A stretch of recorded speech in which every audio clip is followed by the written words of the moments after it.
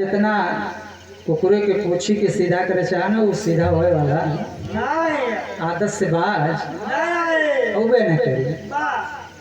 ई स्थिति मानसिकता है लोगन का। कुछ लोगन का भाव हमें सुनबे केला लोगन कि वहीं रे जगहिया दाते काट ले राजा जी। पंछा जने जाने कुछ लोग बतौले ना भाई लोग सीनियर कलाकार हैं कि आसाराम जनलेन, नारायण साईं जनलेन, सुदई जनलेन, कुछ लोग और हुए जेकर नाम लेवे में शायद कांपत हुए कि बोल दे तो कहीं नंबर 7-8 न लग जाए। लेकिन आदमी सोचेगा, बोले के पहले ना सोचा था।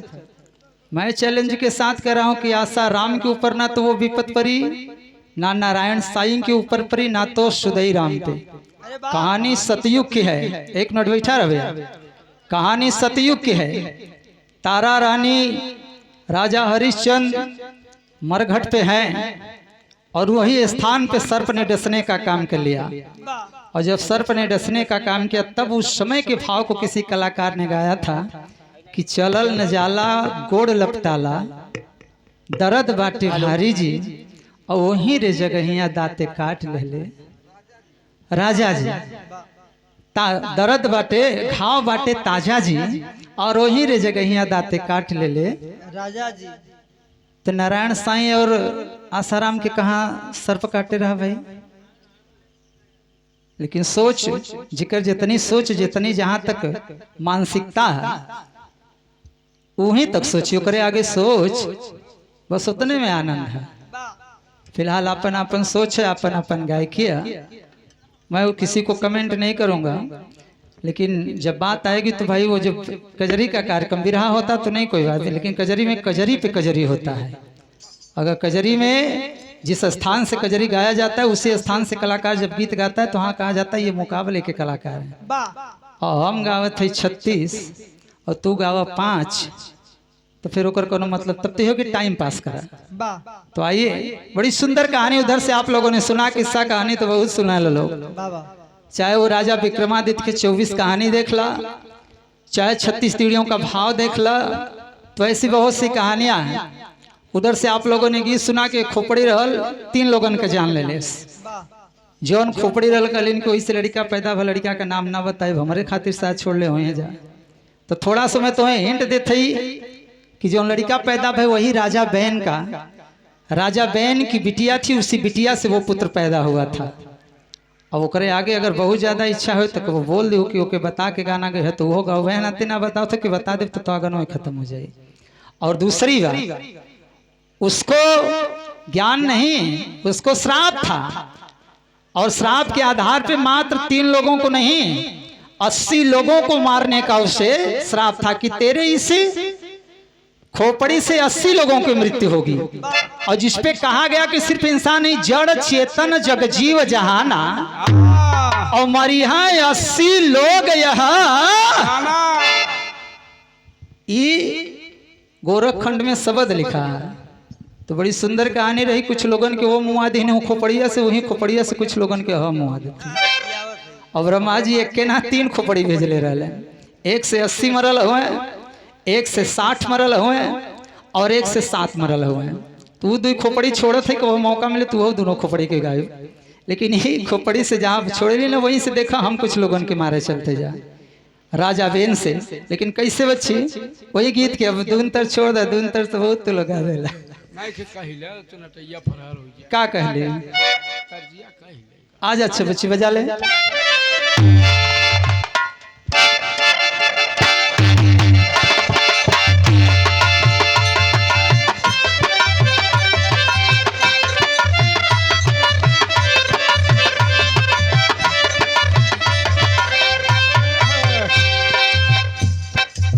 यह बड़ी पुरानी गीत है। अब पुराना गैया गवैया है भाई, पुरानिया है तो पुरानी न गाओ हो। कुल बार और पके गई है, देखते होगा भैया। ऐसा कोनो बात ना, आजकल तो 12 साल के लड़कियन के बार पक जाता है। यो बात सही कहते। कोनो ननद भौजाई आपस में बात करत हैं जा, कोनो दुल्हन का दुल्हा नाराज भइल है जब नाराज भइल है ओस में वो भौजैया ननदिया से पूछत या बोलत या का कहले बच्ची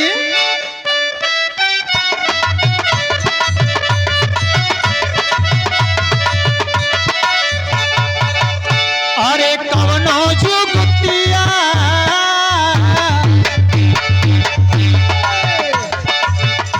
अरे कवनो जुगतिया बताओ मोरी ननहदी सैया मिलल या ना बोलावाना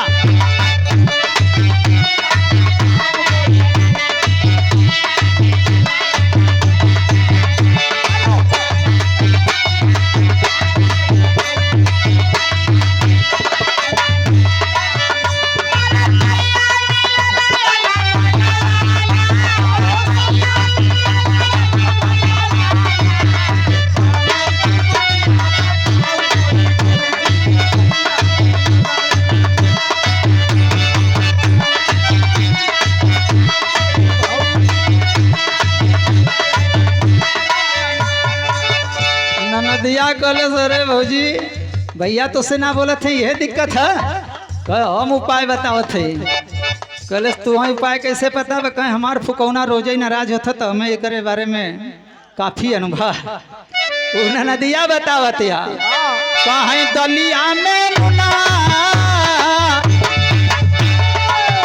अरे दलिया में लुनवा चटक कई दो भौजी पर लगे भैया बोली है ना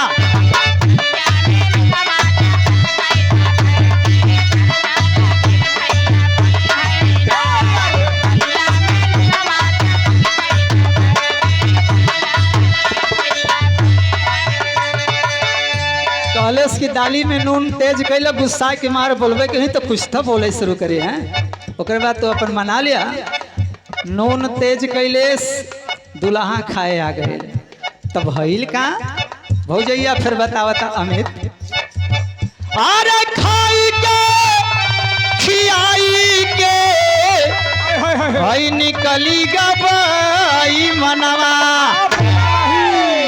कहीं खाई के खियाई के निकली गई मनवा बउआ नारी न बोलई होरा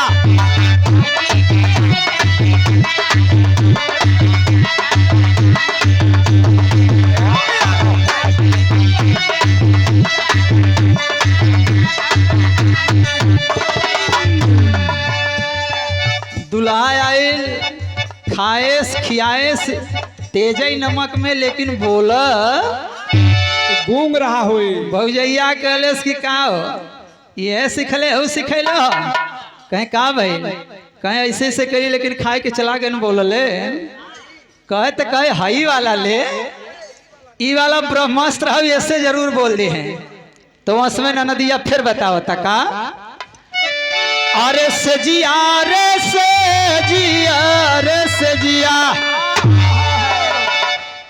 अरे सजिया पे तकिया लगावा ना भौजी गरजा लगे भैया बोली है ना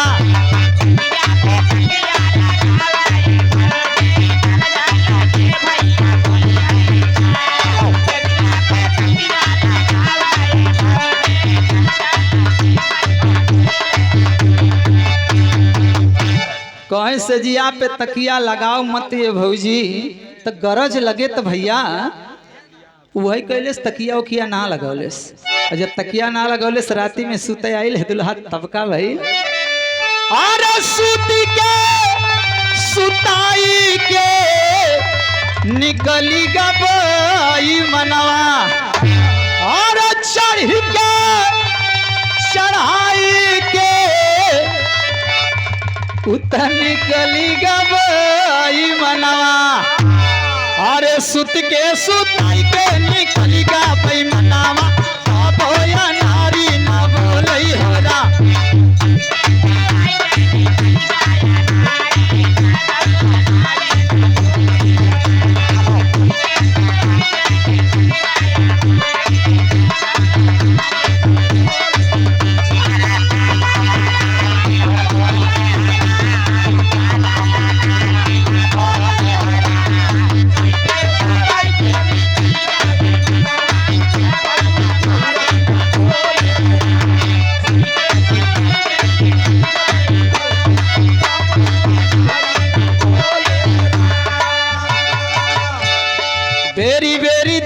ताड़ू फार के नजरिया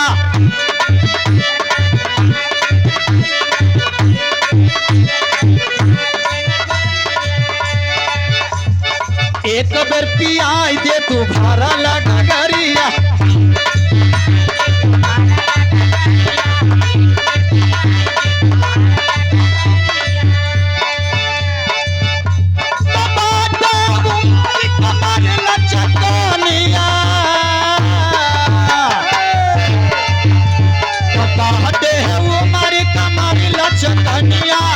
गोरिया खींचे निहुरी के पनिया तोरी के झूलई झूलनिया ना कहते हैं उमर कमर लचकनिया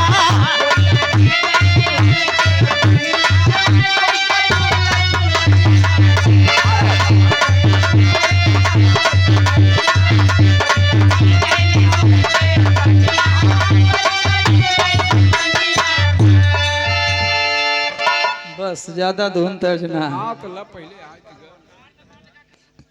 पहाड़ी पहलवान बाबू की तरफ से 51 रुपया के पुरस्कार इतना नीक नीक बेचारे निर्गुण गौनल तब ना इनाम दिलेन जब गोरी के झूलल झूलनिया रचना करने का अवसर दिया गया ब्रह्मा विधि जी को तो वही ब्रह्मा जी यही मृतलोक में एक और खेल कैलेन क्या हम बतावत थे ना का कैलेन बच्ची जा लाइन बजा के कजरी कर देता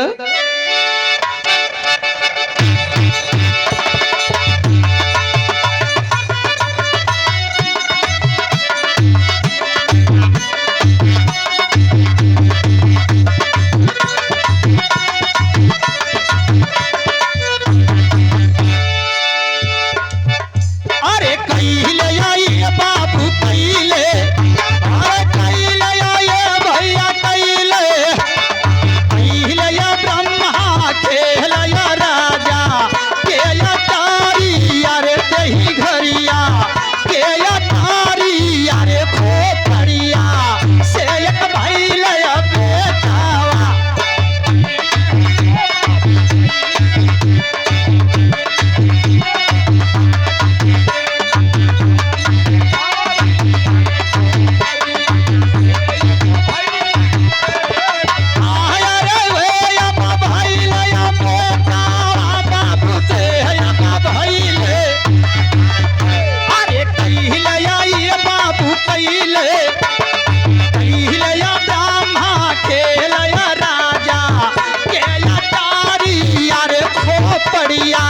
से एक भाई लाया बेटा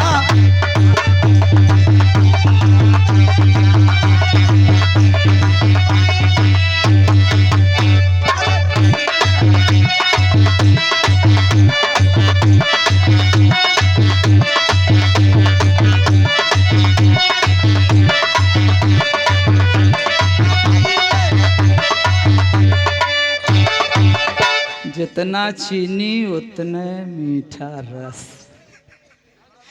अच्छा भैया, ब्रह्मा जी ने खेल किया और राजा बेन के घर में एक खोपड़ी को दिया है।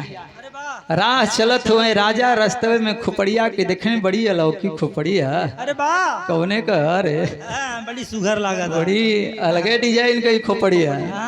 राजा बड़ा ललायित भइलेन, लेकिन जौने समय वो खोपड़ी के उठावे का काम कैलेन और तब तक एक आकाशवाणी होती है।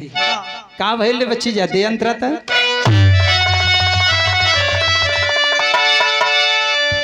राजा खोपड़ी देख हर साई आर तब तक एक आवाज बा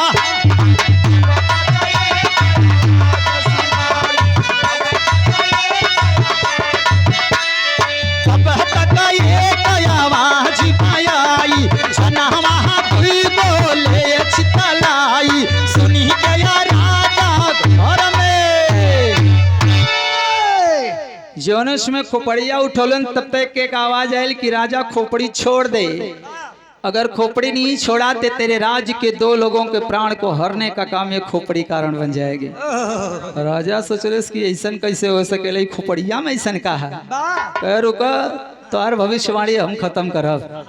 घरवा ले जा करके और जब घरवा ले गए तो कैलन का अही जरा गीत में बताता हूँ कैसे।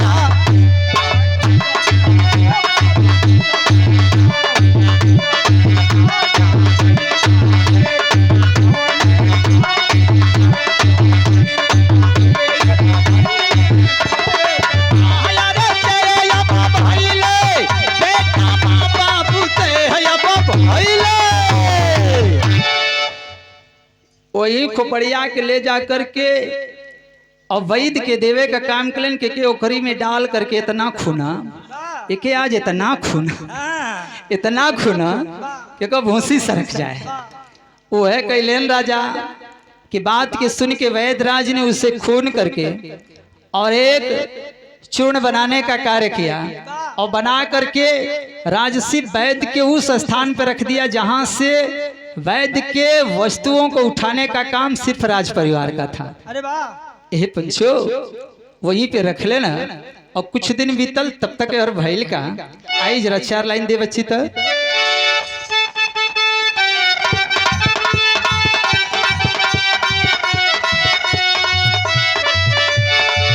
अरे राजा बैल की बिटिया देखो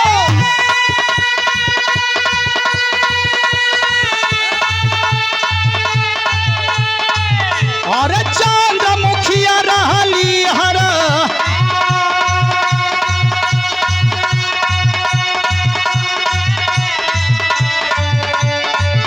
कहे पर्द उठाया पेट गयन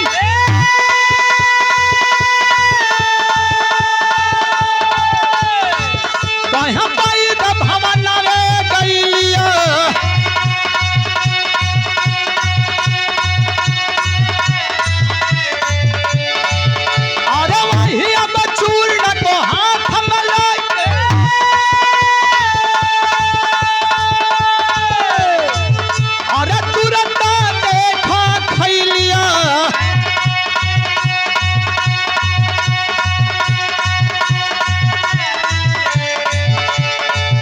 की बीतल अरे कुछ दिन पंचो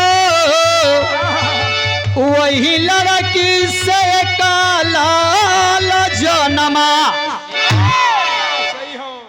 ये पंचो ले जाकर के रखोलन एक दिन राजा बेन के बिटिया चंद्रमुखी पेट में दर्द उठल रात्रि की वेला में सोचले के जगाई खुद जाकर के चूरन उरन का व्यवस्था कर ली।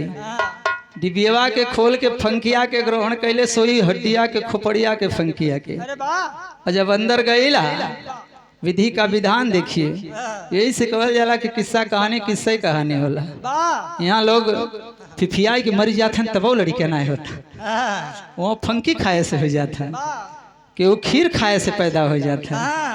बाहर विधाता लेकिन और जब वो ग्रहण कैले धीरे धीरे समय बीतल और जब समय बीतल तो लड़किया का पेट फूले लागल। लड़की का पेट फूले लागल। राजा बेन बड़ा चिंतित भेलन की बिटिया ये नान है अवस्था में तू कहाँ गईलू ई कौन खेल खेल गईलू बिटिया का कुल खाले कलंक चौपटा आनंद कहाँ गोड़ रखलू ऊंचे खाले। हाँ लड़किया कले बाबू हमार कोनो गलती ना है हम तो दर्द उठल जा करके वैद्य जी के वही महलिया के बीच से मात्र फंकी के खैले है तबे से दर्दिया तक कम हो गए लेकिन अब दर्दिया कुछ अलग ढंग का उठा था। अरे तोहे ना पता ही दर्दिया में क्या हुई। आखिर समय बीता और जब समय बीता तो उसी राजा की बिटिया से एक बालक ने जन्म लिया है।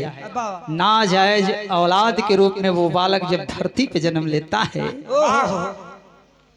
और जब जन्म ले लिया तो देखिए विधि का विधान क्या हो रहा है। कैसे बची जा लाइन देता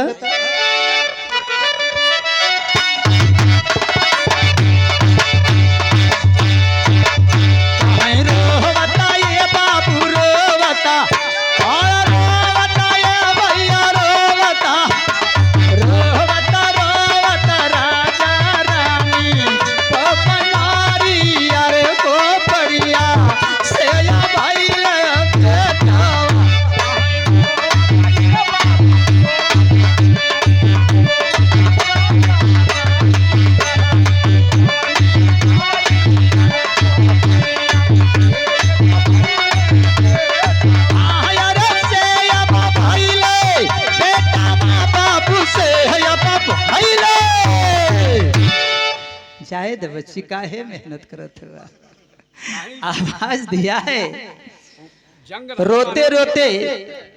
और चाहे जो भी परिवार हो, मैं नहीं कह रहा हूं कि राजा बेन ही, हमारा परिवार हो या आपका परिवार हो, अगर परिवार के बीच में ऐसी घटना अगर परिवार की बेटी के साथ में घट जाए, भले लोगों को दिखाई ना दे लेकिन अंदर ही अंदर माता और पिता दोनों टूट जाते हैं बाबू। लेकिन ऐसी स्थितियां आ गई हैं, जिस बाप ने अपनी गाढ़ी कमाई को कमा करके बेटे को इलाहाबाद भेज करके तैयारी कराया है, आज वही बेटा जा करके तैयारी की जगह पे 10,000 रुपए का ठेला खरीद करके और जिस लड़की से प्यार करता है उसी लड़की के गली में जा करके सब्जी बेच रहा है। ले ला पुदीना, ले ला धनिया, ले लो टमाटर। जरा सा भी उसने विचार नहीं किया कि मेरा बाप अपनी जिंदगी की गाढ़ी कमाई को मेरे ऊपर न्यौछावर किया कि मेरा बेटा आगे चल करके कुछ बन करके दिखाएगा। अरे वाह। लेकिन वो दर्द बेटा बाप को देता है, लेकिन माँ और बाप फिर भी उस दर्द को सहन करते हैं, लेकिन किसी को बताने का काम नहीं करते। राजा रानी दुखी है, रोते रोते राजा और रानी के आंखों की रोशनी चली जाती है। और जब आंखों की रोशनी गई है, उस समय मंत्री मौका पा करके उस राज्य का राजा अपने आप को घोषित किया और राजा रानी सहित उस पुत्र को उस परिवार के बीच से निकाल दिया। और जब परिवार के बीच से निकालने का काम किया है बाबू, तो फिर दोनों पति पत्नी और वो पुत्र जहां कहां रहे हैं, आइए जरा गीत के अंतरास देता हूं कैसे। तगड़ अब दूसरा सुनो ये बताई, और जाके भिखिया